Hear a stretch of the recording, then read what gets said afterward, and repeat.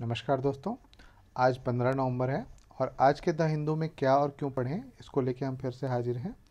आज जो पहली न्यूज है वो है retail inflation cools to 6.77% in October from 7.41% in September.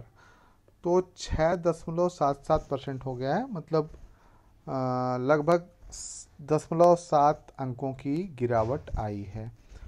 तो रिटेल इन्फ्लेशन जब गिरता है तो सीधी सी बात है कि खुदरा महंगाई दर कम होती है। खुदरा महंगाई दर कम होना ये इसका मतलब है कि खुदरा सामानों में कीमतों में गिरावट आना। आप ऐसा ही समझते होंगे। आपको एक काम करना है, रिटेल इन्फ्लेशन किन किन क्षेत्रों की वस्तुओं को शामिल किया जाता है ये आपको देखना है। साथ ही साथ तुलना कैसे करते हैं। तुलना करने का मतलब होता है किस आधार वर्ष से तुलना करते हैं। तो इसके लिए मैं बता देता हूँ 2012 का आधार वर्ष माना गया है। तो इसे आप देख लेंगे, रिटेल इन्फ्लेशन में किन को शामिल किया जाता है इस पर सर्च करेंगे तो ये क्लियर हो जाएगा। साथ ही साथ यदि आपको ये समझ में नहीं आता, इन्फ्लेशन समझ में नहीं आता, तो आपको अपनी 9वीं-10वीं की अर्थव्यवस्था की एनसीईआरटी उठानी है और उसमें से इन्फ्लेशन के बारे में, मुद्रास्फीति के बारे में, महंगाई दर के बारे में आपको समझना है। ऐसे मैं छोटे स्तर पे बता देता हूँ कि जब एक पहलू बता रहा हूँ, ऐसा नहीं कि ये पूरा का पूरा इन्फ्लेशन है। आप ये समझिए कि यह मांग और आपूर्ति पर निर्भर करता है। मान लीजिए मांग किसी वस्तु की 100 है और आपूर्ति 150 है, तो इस वस्तु की कीमत कम होगी। लेकिन यहीं पे जो मांग है 100 है और आपूर्ति 80 है, तो इस वस्तु की कीमत ऊंची होगी। तो जितना गैप होगा उसमें वस्तुओं की कीमतें बढ़ेंगी और इसी बढ़ने के दर को महंगाई दर कहते हैं। ये एकदम से ठेठ भाषा में कहा जाता है ना। इसके कई और भी कारक हैं जिनको आप पढ़ेंगे तब पता चलेगा। Atomic energy hydrogen power India's net zero plan. जो net zero plan, carbon net zero, इस नेट जीरो का मतलब है कार्बन एमिशन को नेट जीरो तक पहुंचाना, कार्बन उत्सर्जन को नेट जीरो तक पहुंचाना। पृथ्वी का तापन हो रहा है, ग्लोबल हीटिंग हो रही है, ग्लोबल वार्मिंग हो रही है। इसका कारण है, क्या कारण है? कार्बन और green house gases. Green house गैसों के उत्सर्जन को कम करने के लिए जो फॉसिल फ्यूल हैं या जो कोल आधारित संयंत्र हैं उनमें निर्भरता कम करने के लिए, एनर्जी के लिए जो निर्भरता है उसको कम करने के लिए प्रयास किए जा रहे हैं। इसमें भारत ने कहा है कि हम हाइड्रोजन एनर्जी और न्यूक्लियर एनर्जी, एटॉमिक एनर्जी जिसे भी कहते हैं, उस पर काम करेंगे और इस तरीके से हम नेट जीरो की बात करेंगे। इसी पे बात की गई है, आप इसे देख लेंगे। इसके बाद जो है पेज नंबर 6 पे आते हैं। The shape of Indian economy pie must change, है ना। जो सुप्रीम कोर्ट ने India decision support to economically weaker section quota raises fundamental question about the remedies of social and economic discrimination, who is being discriminated against, है ना। What is the nature of discrimination, which remedies are justifiable, reservation in job and education are legal remedies, subsidies are material compensation of deprivation caused by social and economic discrimination। तो ये चीज़ें आपको यहाँ पे देखनी है कि जो मामला है, जो ईडब्ल्यूएस को रिजर्वेशन दिया गया है, आखिर इसको हम किस प्रकार से जस्टिफाई करेंगे, इसी पे बात की गई है। जैसे आपने अभी देखा होगा, इन्होंने एक चीज़ और भी कही है, फ्रीबी, सब्सिडीज, फ्रीबी, इनकी भी बात की गई है।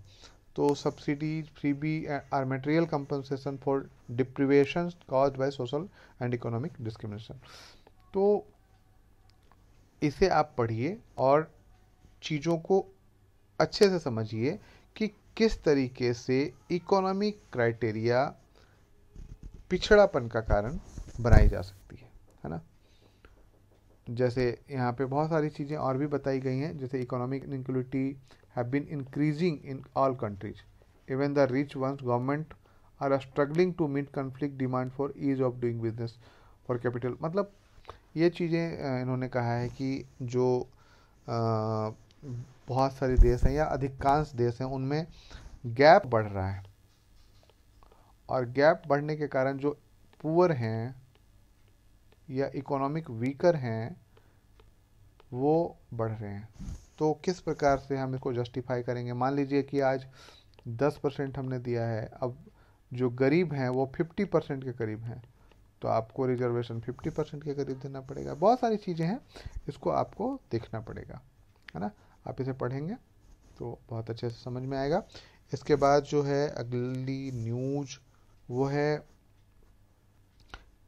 Climate change debate stall while the earth heats up, है ना। यहाँ पे देखिए कि थोड़ा सा एक चित्र का प्रयोग किया गया है। Hudson Bay freezes over winter and thus summer images saw the decrease in ice over the course of 16 days, है ना, है ना। हडसन बे ये जो एक क्षेत्र है, और इस क्षेत्र का देखिए आपने लिया गया है, यहाँ पे आइस पूरा और यहाँ पे नहीं है ना। तो इसी पे बात की गई है, और यह समझिए कि यूरोपियन यूनियन में किस तरीके से इंक्रीज कर रहा है ना, annual carbon emission by region in billion tons. तो इसमें आप देखिए कि हमारा चीन इंडिया जो है यहाँ पे है। यहाँ पे देखिए कि 1750 से 1800 तक, 1850 से ही यूरोपीय यूनियन शुरू हो चुका था, यूरोप शुरू हो चुका था। ये जो यूएस है वो शुरू हो चुका था, है ना। चीन ने 1950 या 1960 के दशक में शुरू किया, और अभी देखो कि सबसे ज़्यादा ऊपर है ना। इंटरनेशनल ट्रांसपोर्ट में बहुत कम है, पर भारत का देखो तो भारत का जो क्षेत्र है वो बहुत कम है, बहुत ही कम है ना। और आज भी यदि हम देखें, बहुत बड़ा करके देखें, तो ये जो एरिया है, और यदि हम यूएस का एरिया देखें तो ये काफ़ी बड़ा है, यूरोप और यूरोपीय यूनियन का देखें तो ये काफ़ी बड़ा क्षेत्र है। इसके सामने भारत कुछ भी नहीं है। साउथ अफ्रीका उतना कर रहा है, साउथ अमेरिका कर रहा है, भारत जबकि बहुत बड़ा औद्योगिक देश बनने वाला है, फिर भी इसका कार्बन एमिशन काफ़ी कम है। क्योंकि आपको पता होना चाहिए कि 31% हम अब रिन्यूएबल एनर्जी से प्राप्त कर रहे हैं। जो हमारी ऊर्जा है उसका जो 31% है वो रिन्यूएबल एनर्जी से प्राप्त हो रहा है। तो इस प्रकार से कार्बन एमिशन में भारत बहुत पीछे है, और पर कैपिटा कार्बन एमिशन में तो बहुत ही ज़्यादा पीछे है। इसी पे बात की गई है। तो आप इस चार्ट को थोड़ा सा देखें और इसका विश्लेषण करें, ठीक है। इसके बाद है what are the hurdles to building school for tribal ना। यहाँ पे जो एकलव्य मॉडल रेसिडेंशियल स्कूल्स हैं ना, इनके बारे में बात की गई है कि क्या इनमें बाधाएं हैं और किस तरीके की बाधाएं हैं। तो एक तो मामला है कि एटलीस्ट 20,000 और शेड्यूल्ड ट्राइब्स पॉपुलेशन होना चाहिए, which must be 50% the total population in that area. उस एरिया में 50%। तो कई चीज़ें ऐसी हैं, ऐसी शर्तें हैं। मान लीजिए यहाँ पे 20,000 की जगह में 18,000 हो गया तो स्कूल नहीं बनेगा। तो ये सारी चीज़ें हैं। तो हमें क्या होगा, इस इन कामों में लचीलापन होना चाहिए। लचीलापन होना चाहिए क्या मतलब है कि हमें वो उस क्षेत्र की आवश्यकताओं के अनुसार ध्यान देना चाहिए और उस स्कूलों का निर्माण करना चाहिए, ठीक है।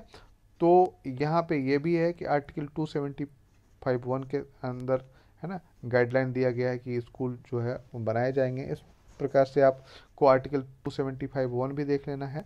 और इकोनॉमी एकलव्य जो स्कूल है, एकलव्य मॉडल रेसिडेंशियल स्कूल, इसके बारे में थोड़ा सा जान लेना है, बस इससे ज़्यादा कुछ नहीं है। उसके बाद है AICT रिलीज इंजीनियरिंग